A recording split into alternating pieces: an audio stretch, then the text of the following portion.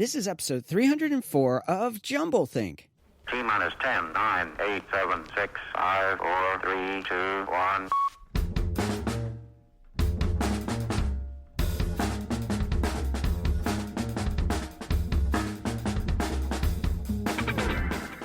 Welcome to Jumble Think, where we interview dreamers, makers, innovators, and influencers all about their journey of turning their dreams and ideas into reality.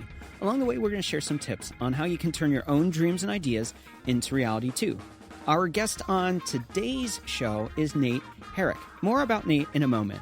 Whether you're a new listener or a longtime fan, if you've never subscribed to Jumble Think, you should really go do it right now. Head on over to your favorite place to listen to podcasts, search for Jumble Think, and click subscribe. Now let's join today's conversation. Hey there, welcome to Jumble Think. My name is Michael Woodward. I am your host, and we have a great show lined up for you today. As many of you know, we've been doing a themed week this week. This is episode 4 of that theme week. It's episode 5 of this series about real estate. Super excited about today's guest. All of these episodes were recorded live at PodMax, which is this killer cool event for podcasters, for entrepreneurs, for people who want to share their stories with podcasters. It's hosted in Trenton, New Jersey. It's awesome to be partnered with them. And so these conversations have been recorded all from that event. If you want to learn more about it or be a part of the next one, which is coming up in a couple weeks, head on over to podmax.co. That's podmax.co. I'm going to be there. Maybe we'll see each other and meet face to face there. Okay, today's conversation is with Nate Herrick. Now, you might be wondering, who is Nate? Nate's journey into entrepreneurship and into real estate was, like many entrepreneurs, accidental. It wasn't the planned path. Nate had attended the University of Connecticut, where he enlisted in the U.S. National Guard because it was really the only realistic way to afford college. After graduating from UConn in 2001, he accepted a sales position with the Fortune 20 Consumer Goods Corporation. But as many of us know, September 11th happened, the terrorists attacked, and he was called to active duty and proudly served in support of Operation Iraqi Freedom.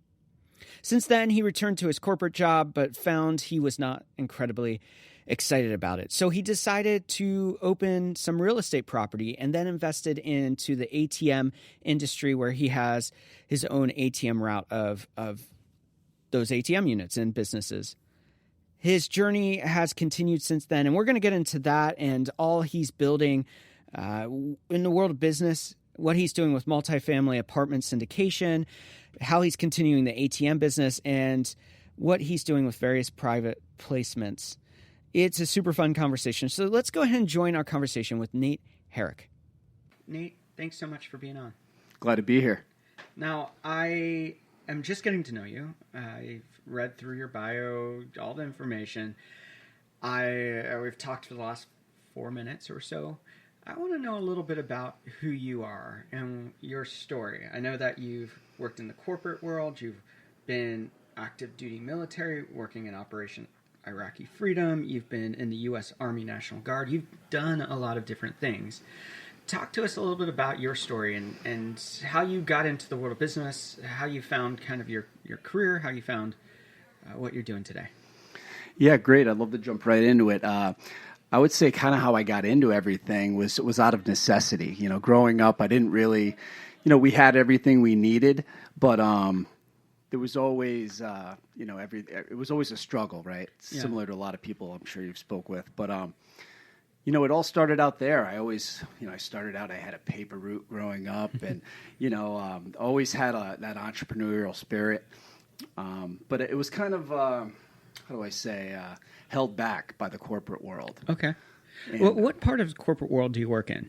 I was actually in consumer products. Okay. So I was in sales. Okay. I was in field sales. Yeah. And, not to jump back, but out of necessity, I joined the military to put myself through school. Okay. And that was a great experience. Yeah. To this day, some of my closest friends are still from the military. Mm. And we'll get into this a little later. Some of my business ventures I was introduced to by members of the military that I, again, still stay in touch with. So I think that's sort of how I got my start in business. I should say the eye-opening experience was when I was actually working at my corporate job, and I was introduced to an individual who ran a very successful ATM business. ATMs that you'd see in any grocery store, like liquor store or gas station, right? So we met one day, and he was like, "Hey, I'd like to take you out to lunch because you kind of know every merchant in this area, don't you?"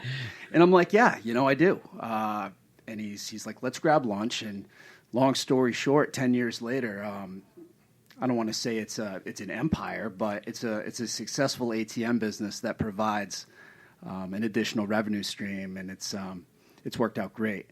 And the key is that moment is when I started thinking more entrepreneurial and not as an employee.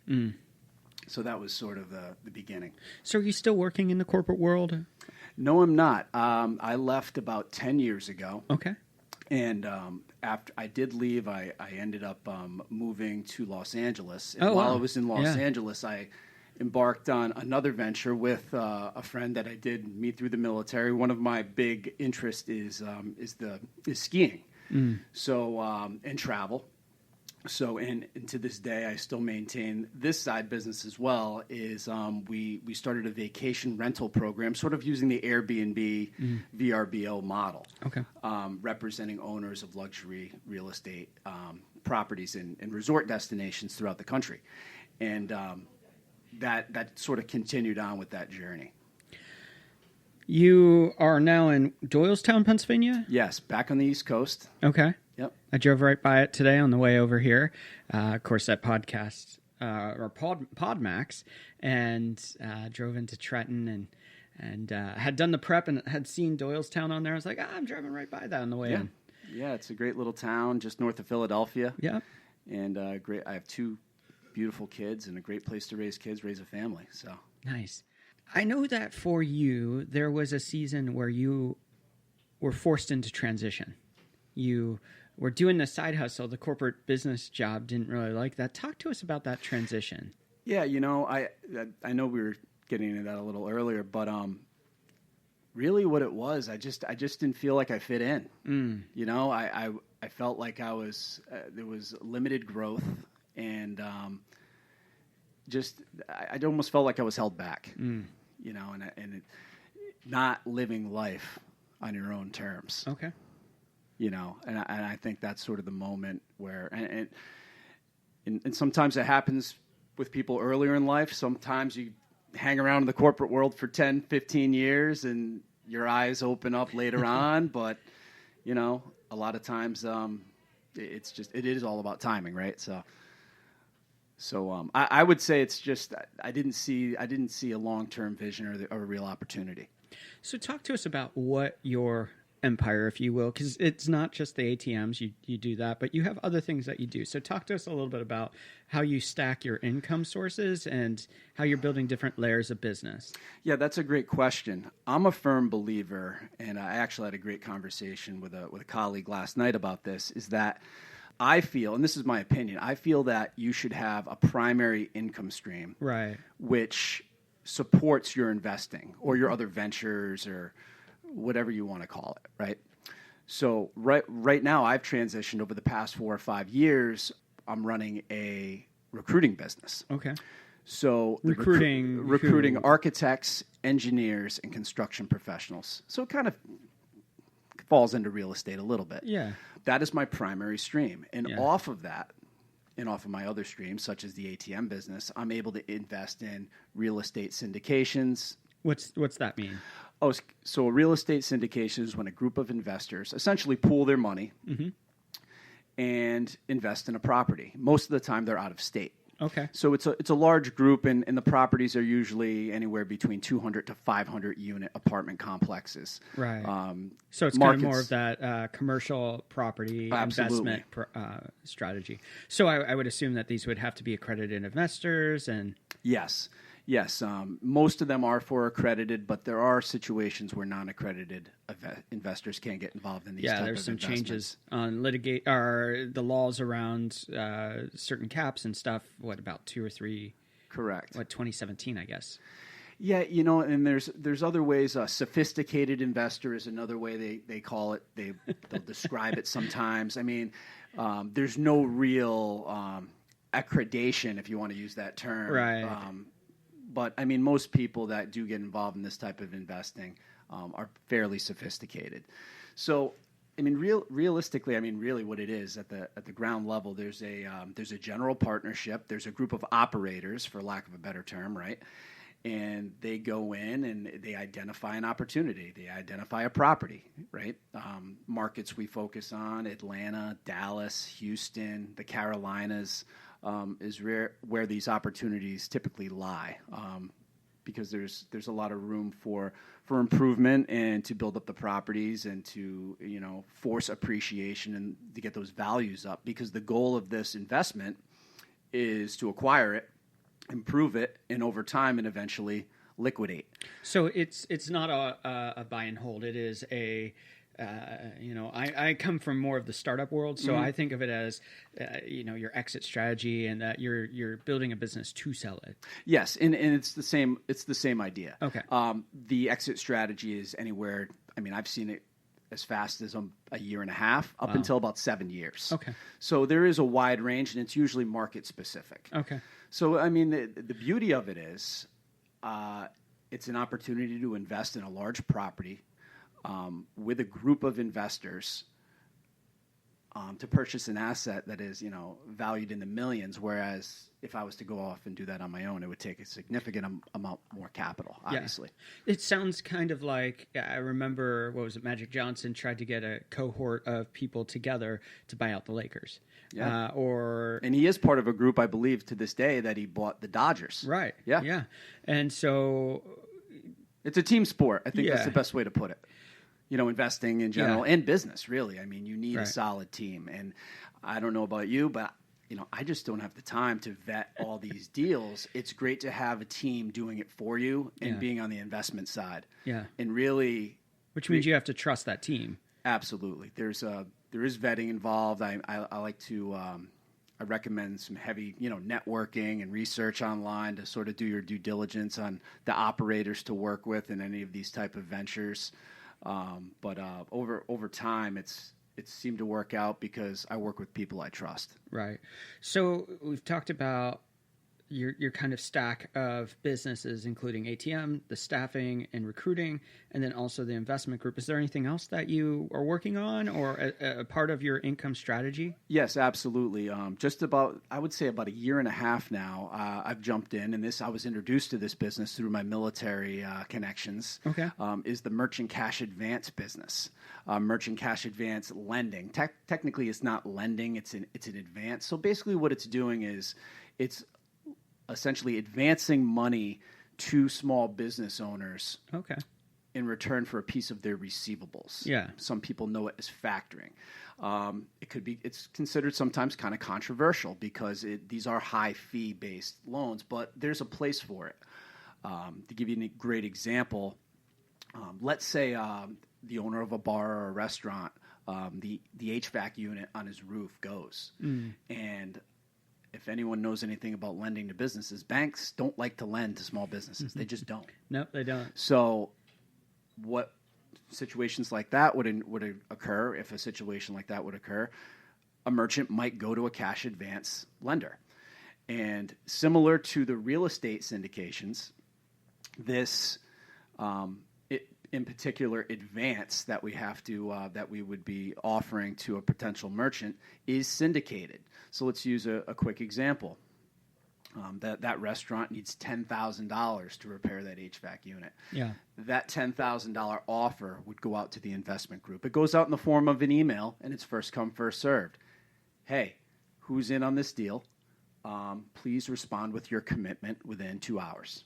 And the deal gets full from investors, and then in turn, we receive our payback with the fee over the course of usually 3 to 6 months, paid back daily. Okay. So it is a very high velocity return on your investment because it's paid back daily. Yeah. And the beauty of it is you can take those daily remittances and immediately flip them into the next loan that's offered 2 or 3 days later, possibly. Maybe the next day. There's sometimes 2 or 3 a day. So that is something that I'm recently involved in, and it's make no mistake about it, it's extremely high risk. But it's not something that you devote your entire portfolio to, just a piece. Yeah. So, so far it's worked out great. Again, these are high risk advances.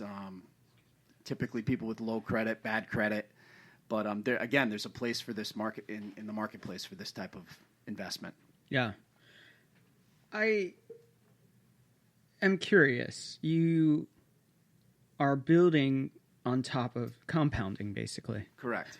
And so a lot of small business owners, they're a one and done kind of business. The owners a lot of times go, this is my small business, this is what I have. And there's a lot of risk in that. I know personally that risk from running my own small businesses and not diversifying across the business. And there are people that works for and it's good, and there are people that don't.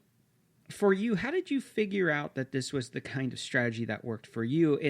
And what would you say were things that you identify with that others could take away and say, maybe this is a strategy that would work for me too? Right. Well, I think a lot of it had to do with trial and error. Like anything in life, you never learn anything unless you fail. Right. I would consider a couple of the businesses that I've been involved in failures, but I've learned from them. Yeah. So,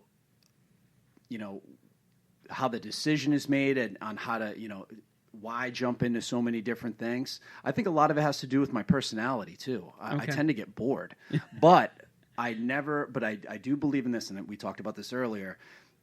Anyone, whether it's a business owner, real estate guy, corporate, it's important to have that primary income stream solid, right, as your number one go-to source of revenue, yeah, to support your other investments and ventures. So for you, what is your core?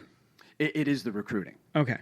And as a matter of fact, our office is the name of our company is Secure Tech Solutions. We're a small, we're 8-man shop, but we're extremely focused on architects, engineers, and construction professionals. We're based in Hartford, Connecticut. Right. And as of 2020, we will be expanding our business into New York, New Jersey, and Pennsylvania. Wow. So that is a major step for me to essentially open up the New York, New Jersey office or division of our recruiting, which we hope will be extremely successful, and I can continue to add to my portfolio. But I hope that answers your question, but that's sort of my thinking behind it. Yeah. Is a lot of it is boredom, and I like to try new things. And for instance, I've been involved in the ATM business for 10 years. It's something that's provided great income for my family. I pay for my kids' school and daycare with it. I mean, that's what it's there for. But I'm also looking to grow it. And I just think it's up to the individual. It's not for everyone. Some people, 99% of I feel people in this country in business, they don't like to get involved in 20 different things. Yeah. I think most people, it's either, I have a job, this is my job, this is my life. Not many people have side hustles, as they call it. At least not too many people I know outside of my investing circle. Most people are kind of one and done, like you say.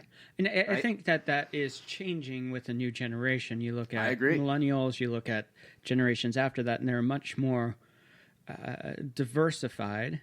Open-minded, too. Yeah, and they're offering when it comes to, I'm going to have my thing, but then that's my job. But on the side, I'm going to have a photography business. Yes. I'm going to drive Uber. I'm going to start a creative agency, and a lot of people I talk to that are in that space, that age bracket, I really see them being much more open. Not everyone, but a lot more open than previous generations. I know that over the last 20 or 30 years, we've seen a decline in entrepreneurship and small business in America. So it's something that we need to invest in to build again. Right. And I think a lot of that has to do with, in my recruiting business, I work with a lot of younger millennial candidates, right? And I think a lot of this is out of necessity. I mean, you sit back and you talk about the student loan debt, all these the different financial constraints that are on younger people. I mean, I can tell you this from being in the recruiting business, that salaries have not gone up in 10 years. Wow. Base salaries and general earning potential has been stagnant. We hear so much about how the economy's great. Mm-hmm. It's great for a select few, mm-hmm. but not the many. Mm-hmm. And I think, to your point, a lot of the younger generation is more open to not only having a job, right, but a side business, something else to generate additional income for them, so they can. Everyone tells me the same thing. They're like, "Well, I need to pay off these loans." It's like, don't just pay off your loans, but maybe invest in something as well, alongside it. Yeah. So, I definitely agree with you on that. Well, and they came up through a time in which they saw their parents, who a lot of them should have been at the peak of their career, see those jobs disappear because of the recession and lose their jobs or lose their stability or safety. Right. In that. So I think that has impacted the outlook for a lot of people in the younger generation. It's almost like for those people that came out of the Great Depression, they have that same kind of mentality, buy quality, buy less, invest in the right things. And I don't want to say hoard. That's not the right word, but really invest in the things that matter to them, I guess is a good way to say that. Right. And I think, I know I hope there'll be a change in this, but I think a big opportunity out there right now is financial education. And, and I don't know about you, but I was taught to save and scrimp and survive, basically. And I don't believe in any of that anymore. I believe in massive growth, expansion. Cutting expenses is great, but how about growing revenue? That's what's important. And it's, I think that is what needs to be taught to the younger generation. Not only pay your bills and get out of debt, which is nice, but getting into the right type of debt is actually even nicer. Yeah. As we pivot towards the end of this segment, we always ask a couple questions. And I think that they're even more significant, especially the first one for you. The first question is, how do you find purpose in what you do? And let me rephrase that specifically for you, because there's a lot that you're building, there's a lot you're investing in, there's a lot that you are diversifying into. Why do you do what you do? What is that purpose behind what you do? Yeah, that's an easy answer. My purpose is to make sure my children have the life that I never had growing up, and to be exposed to certain opportunities. I would say my other purpose that would be one. The other purpose I would have is I like to share with others what I've learned in terms of financial education. I feel most of our youth has been underserved. I don't want to say lied to, but in a way they have. No financial education in school. I actually speak with candidates all the time. I'm talking about my recruiting business now, where they ask, they ask me questions, right, about certain things, and a lot of it turns into investing questions. And I like to provide what I've learned to them. Yeah. I'm not trying to say I'm here to save the world, but I think that if your purpose would be to educate others, educating others on what you've learned, that is more of a grassroots, and can grow exponentially should those people also teach others as well. And I think that's sort of my purpose, because my eyes were opened, several years ago after being taught all the wrong things. Yeah. Yeah. What's one challenge you're currently working to overcome? Technology. That's why I'm here today. I am not the best marketer. Okay. And that is the short answer. I need to do more on social. We need to get our company name out there more. Definitely my number one challenge is marketing. What's the next big dream, goal, or idea that you have and you're working on? Well, I just want to keep it. Well, if you want to talk dream, it could be to grow our recruiting business to a major player in the New York City market. Okay. Very cool. We're going to take a break right here. When we come back, we're going to continue the conversation with Nate Herrick. One of the big things we're going to be talking about is balancing full-time employee with side hustles and how you can do it too. We'll be right back.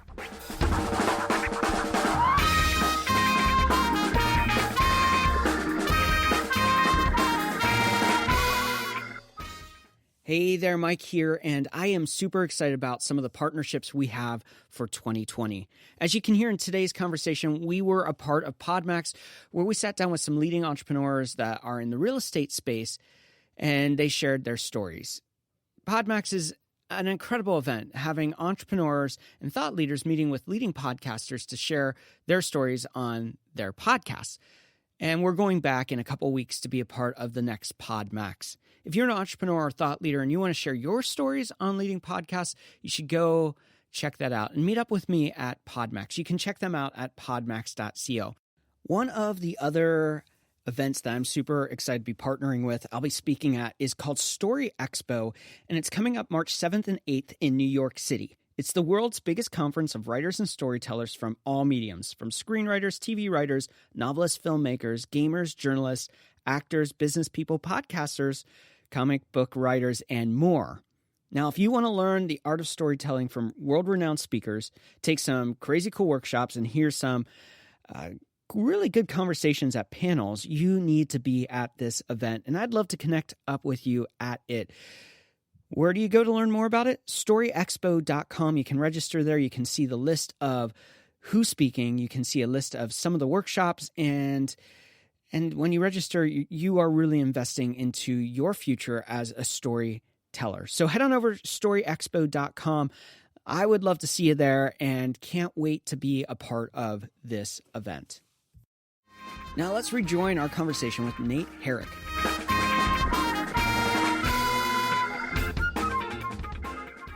We are back with Nate Herrick. All right, Nate, before we get going, there are going to be people who want to connect with you. What are the best ways to do that? Yeah, absolutely. You can reach me at epicatm.net.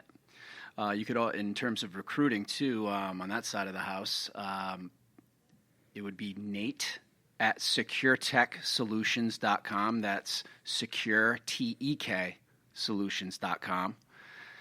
And listen, I always pick up my phone, 617-212-3884. We'll have all that in the episode notes, so if you missed any of it, just check there. It's easy to find. You know the deal, so you can find that there. Nate, in this next segment, I wanted to talk about being a full-time employee and having a side hustle, because I know that's a big part of your story, a big part of what you've done, and something that you're an advocate for finding financial freedom through it, for finding freedom to build out the things you're passionate about. Talk to us a little bit about balancing full-time employee and being in a side hustle. Yeah, absolutely. So it's, first of all, I'd like to say it's not for everybody. It's long days, long nights, juggling, a lot of organization. It really forces you to up your game, right? So the question was, how do I do it? I think first and foremost, like, you always have to focus on your primary stream, your primary job. But you also need a great team in place. Okay. So give you an example of what I have going on right now. In addition to my job, I've got a major renovation going on at a property here in Pennsylvania. It's an old farmhouse that's being renovated. I've got a great contractor in there. We communicate via text message and phone call, and I make visits maybe once a week out there. So, okay, you got a full-time job. Now you have a major renovation going on at a property.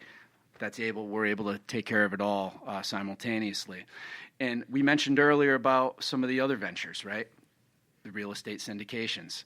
They're fairly passive. So, again, time is of the essence, right? So if you don't have a lot of time, you have to seek out side hustles or investments where other operators are handling the work for you. Great example with my ATM business. Yes, I own the business, but those ATMs need to be serviced. They need to be loaded with money, right? We can get into the business a little bit later. But I have a team in place that handles all that. I want to dive a little bit deeper there, because you keep mentioning partners and teams. And I know a lot of people are thinking, when you say that means employee.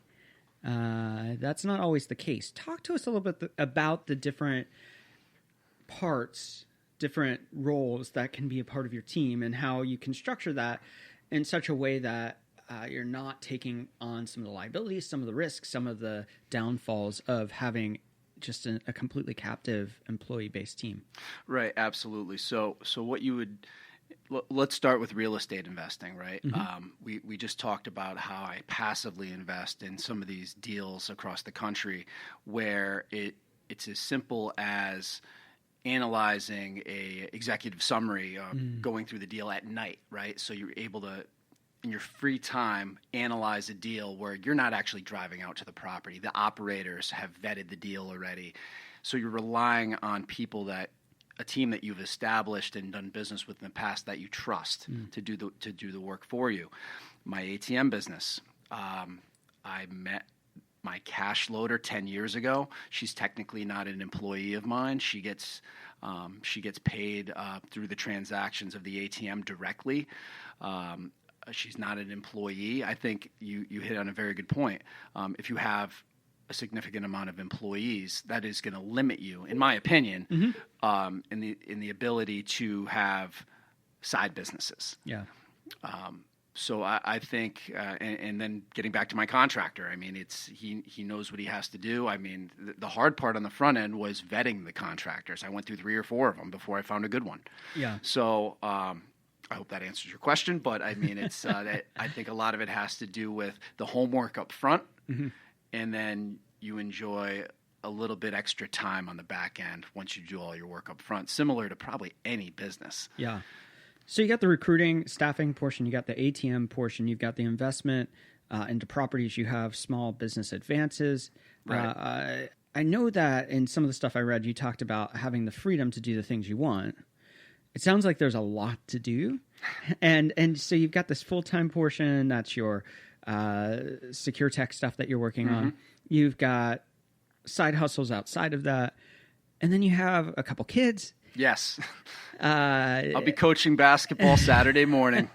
Oh, yeah. How do you navigate really making sure you have balance in that, and how you're finding places and times to not be on all the time? Because if you push that too long, I've done that personally, you get to a point where you just can't maintain it anymore. Physically, mentally, emotionally, it just drains you at some point. No, you hit it on that. It's I think a lot of it is just breaking up your day. So for me, first thing I do in the morning is I get my kids ready for school and get their lunches packed and get them out the door. After that, I immediately work in my recruiting business, typically 9 to 5. Yeah. Throughout the day, yes, does my phone ring with certain things, a contractor or it could be a text message. It could be my cash loader in my ATM business saying a machine is broken. But again, it can all be handled. We get back to technology. I mean, a basic email, deploying a service tech to an ATM just virtually, just through an app. So a lot of that gets done during the regular business day. I like to take time after I pick the kids up from school. Every day I like to go to the gym for an hour. Okay. So that is my time during after work hours to be at the gym and come home and have a good meal. And after that, I mean, I'm able to run a lot of this through my phone. Right. Like while I'm on the couch, maybe watching a game, I'm answering emails, or I don't want to say I'm always on, but I mean, I think a lot of people nowadays kind of are always connected. But I kind of like it. I like the action. I like it. I mean, if I was not happy just sitting there, what do I do tonight? I think I'm the type of person in my personality, I've always got to be doing something. Yeah. It's just who I am. Yeah. But I think breaking up the day is a key in setting goals, right? Obviously having a certain amount of what you need to accomplish daily, weekly, monthly, annually. And that's worked for me, and I think focusing on growth as well helps, like always being in expansion mode. And by having those goals, I mean, you'd be amazed what you can accomplish if you set, hey, you know what, I'm gonna land one more, I'm gonna get a 2 or 3 more candidates on the phone today, or I'm gonna land one ATM location a month. Realistic goals that at the end of the year, wow, you just grew your portfolio. and I know it sounds simple, but I think in a way it is. Yeah. You are diversified across multiple things. We've said that multiple times. There are going to be some people who are listening going, Good. You found your thing. How do I find mine? How do I find my side hustle? That's a great question. That is a very, very good question. And I think it has to do with taking action as a person. Yeah. Me personally, I got into, you're probably asked, well, how did you meet all these people that you invest in these syndications with? About 8 years ago, I joined a group, real estate investment meetup out in Los Angeles. Okay. And that was my first exposure to the world of real estate investing and really meeting with people who actually do it. Yeah. Like, they're real investors. Yeah. These people are the real deal. There's people there that own 100 buildings. There's people there that own one and everything in between, right? So I think that is a very good question. And the way to take action is to really start meeting with, identify an industry or maybe a niche, something that you're interested in. I've always been interested in real estate right after I paid my first rent payment in the city of Boston. And I was like, oh my God. I'm like, I need to be on the other side of this. Right. So definitely join meetups, network. It could be meeting people online. It could be, I prefer in person. But I think that's a really good first step for anybody looking to expand and really get into what they're looking for. Super cool. We're going to pause here, and when we come back, we're going to do rapid fire questions with Nate Herrick.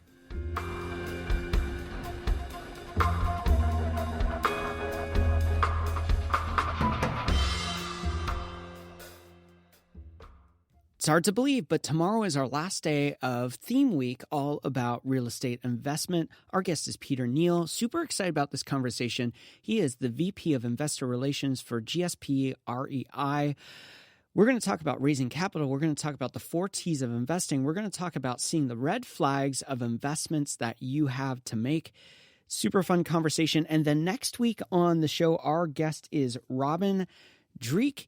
He is a former head of the FBI's Counterintelligence Behavioral Analysis Program, and he wrote a book about it called Sizing People Up, a veteran FBI agent's user manual for behavior prediction. Super fun conversation. So make sure to check out tomorrow's episode and then join us next week for that show too. Now let's jump into rapid fire questions with Nate Herrick. Levez seulement le bras pour mettre l'aiguille sur le disque. Mettez le contact. We are back with Nate Herrick. Nate, all right. The show where I ask some hard questions. Our rapid fire questions. Are you ready? I'm ready. All right. First question is, as a child, what did you want to be when you grew up? Very unrealistic goal. Basketball player. Okay.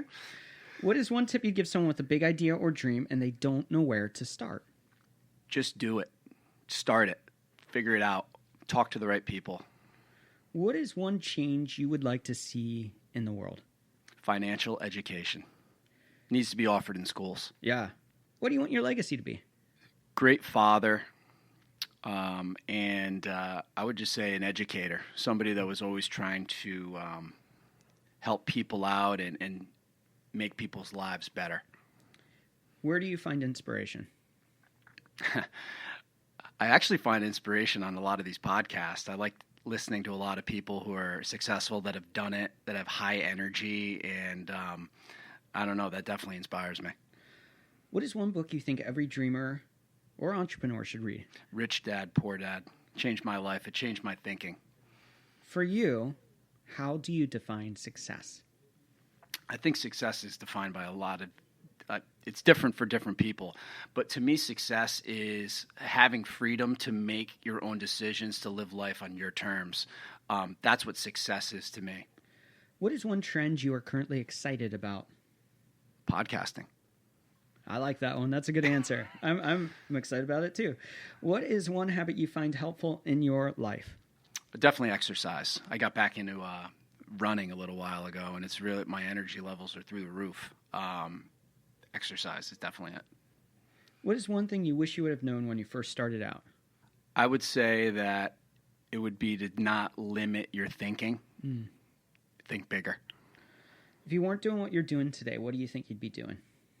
I'd probably be like a ski instructor somewhere. Oh, fun. Yeah. Our final rapid fire question. What is one dream you're still wanting to fulfill in your own life? I just think to take my businesses to the next level and ensure that, you know, I have plenty of time for my kids. That's really what I'm focused on right now. As we wrap up the show, we always like to leave our guests to have a final thought. What is your final thought for all of us listening today? I think everybody who's listening right now, whether you're successful, whether you're just starting out, it's about taking action. Things changed for me when I stopped just thinking about an accomplishment or something I wanted to achieve and actually got out there and started doing it. It could be meeting with, it could be networking. It could be meeting with your banker. It could be meeting with a podcast, anything like this. Getting out there and having that high level of activity is what my advice I would give for sure. Nate, it's been a lot of fun having you on today and joining us here at PodMax. We wish you the best in everything you do. Thank you so much. Once again, we want to thank Nate Herrick for taking time out to be on the show with us. You can check out all of his links in the episode notes. We also want to thank our friends over at PodMax for hosting this conversation. If you want to be a part of it, if you want to tell your story, or if you want to be a podcaster, check them out at podmax.co. Now, here's the deal. We all have choices that we can make. Nate shared how his choices throughout life led him to the career he's at today, and all of us end up somewhere. But my question for you is this. Will you be like Nate and make intentional choices? Will you look at the possibilities and the options and begin to make decisions that are purposeful and meaning? Or will you sit back and just let life happen to you? I hope that you choose to create the path that's right for you, that you choose to take the steps to create the world you want to live in, to create the lifestyle that you want, and to see those dreams and ideas become a reality. So now you've got to do it. You've got to get out there. You've got to dream. You've got to invest in the ideas that you have, to explore the possibilities. So get out there, dream big, and change the world around you. En avant, en arrière, sur les côtés. Vous êtes une autre personne. Les mères de famille, les enfants, peuvent également prendre un moment revitalisant. Dans quelques mois, lorsque vous aurez bien saisi la technique et que vous serez maître de votre corps, vous pourrez vous décontracter même en travaillant.